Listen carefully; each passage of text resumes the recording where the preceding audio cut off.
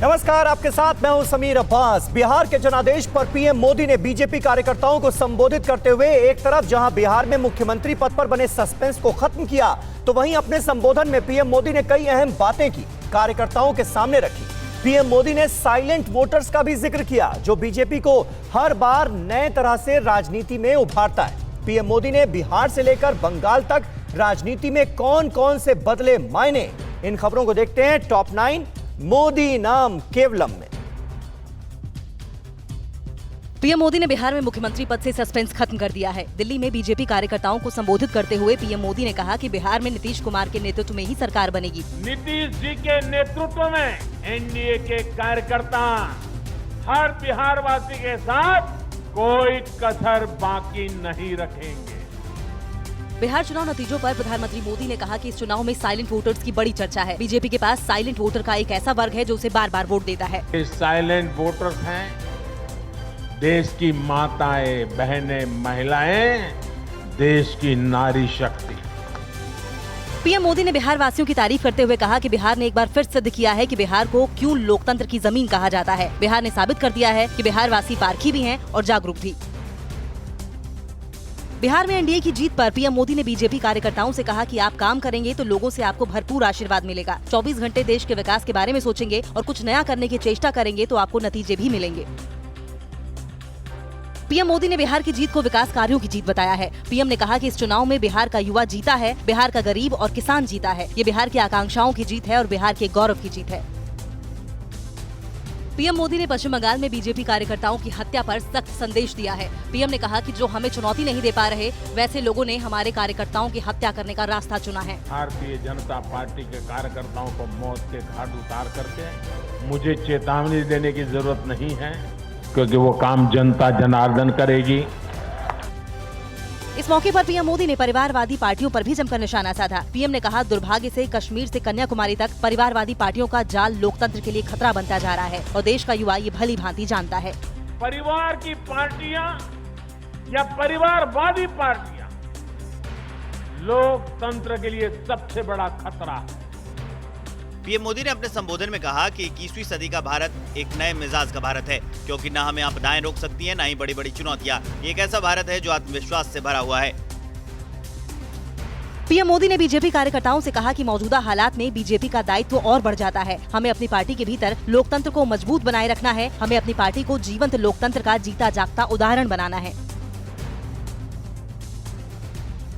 और बिहार में कब होगा शपथ ग्रहण समारोह, नीतीश कुमार कब एनडीए के नेता चुने जाएंगे, और अब क्या है आरजेडी, कांग्रेस जैसी विपक्षी पार्टियों की आगे की रणनीति, इन खबरों को देखने के लिए देखते हैं टॉप 9 बिहार में नीतीश कुमार।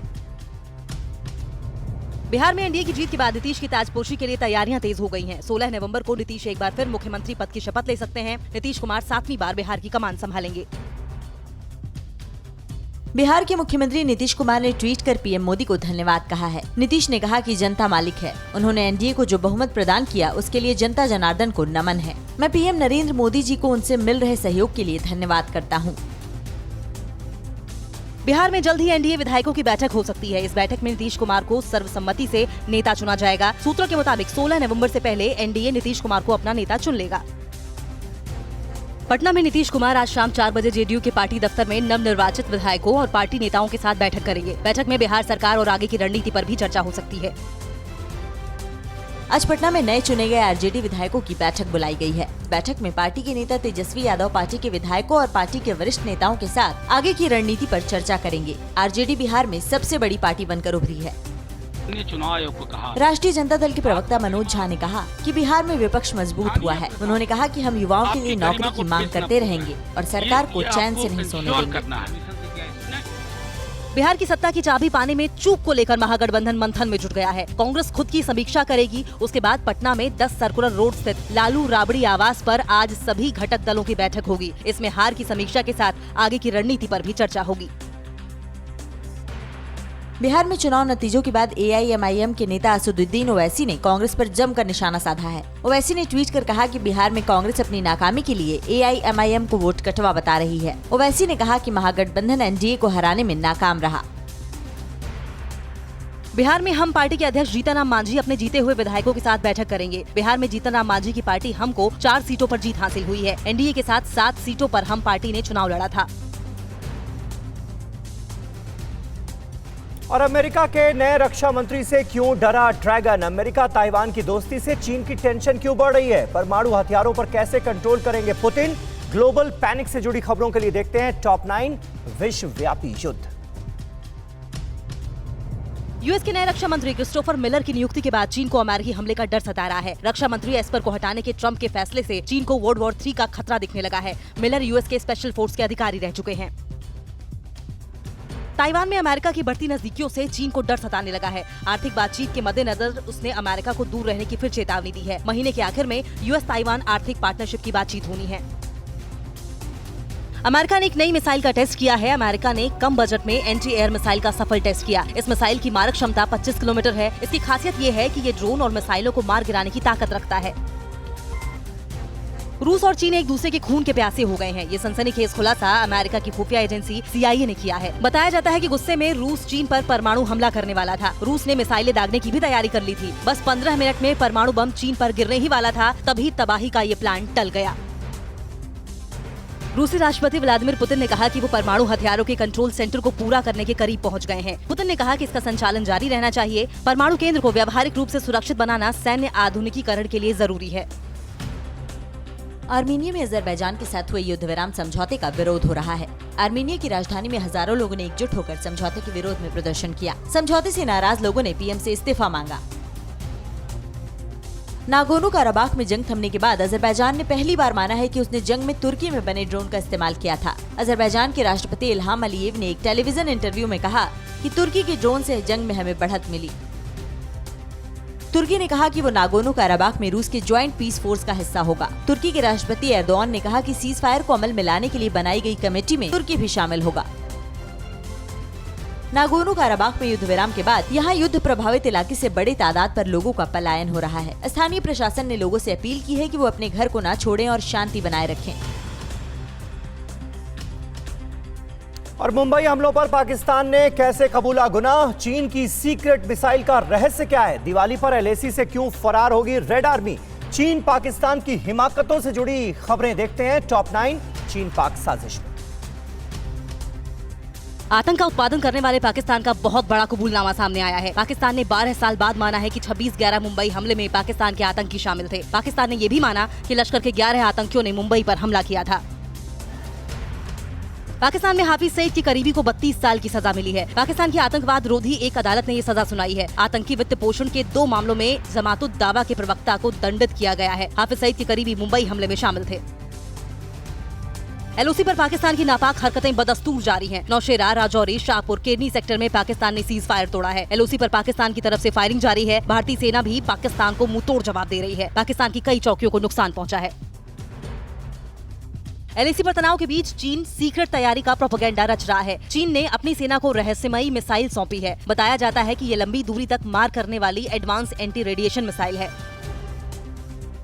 चालबाज चीन डोकलाम में नई टनल बना रहा है। ड्रैगन डोकलाम तक आवाजाही के लिए ऑल वेदर रोड बना रहा है। सैटेलाइट तस्वीर से साफ दिख रहा है कि चीन ने सुरंग की लंबाई 500 मीटर तक बढ़ा दी है। डोकलाम इलाके में ही 2017 में भारत और चीन के बीच 70 दिन तक तनाव था।